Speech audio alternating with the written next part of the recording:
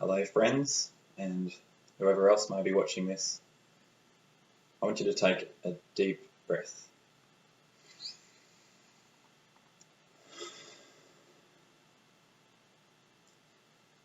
So that may be one of the last breaths that we take where the atmospheric concentration of carbon dioxide is less than 400 parts per million.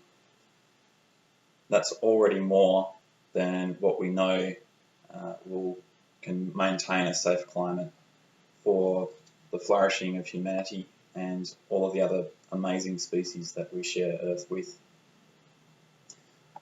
Fortunately, Mother Nature is very resilient. She can absorb carbon back into the soil and into the oceans and bring atmospheric carbon dioxide back to safe levels, provided we stop putting so much carbon back into the atmosphere, and we need to do that quickly. When I was born, we'd already used about 1/3 of humanity's budget of fossil fuels to maintain a safe climate. And just in my short lifetime so far, we've used our 2/3 of that budget. And at the rate that we're currently going, we'll actually exceed our safe budget before my daughter's 25th birthday.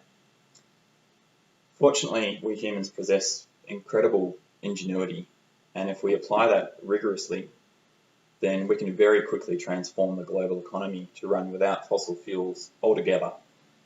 And many organisations are already laying out the plans to transition to 100% renewable energy using existing technologies.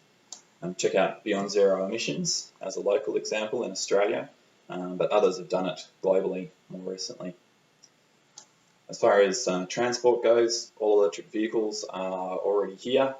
There's plenty on Tasmanian streets already, and it's really set to just explode over the next few years. They'll be really around everywhere. Feeding the world without net greenhouse gas emissions is a little bit more challenging, and it's entirely possible. But we do need to do a bit of a U-turn from our current direction in terms of how we grow food and how we distribute it, but also in terms of our diets, particularly eating significantly less beef. But again, that's entirely achievable. It's not technically or economically insurmountable problem. We really do already have all of the technology and the techniques that we need to secure a safe and a just climate and future for our children and our children's children and all generations to come to flourish. However, there are corporations and people who derive immense wealth and power from the status quo, and they are exerting their influence in all manner of ways to impede the change that we need to take place.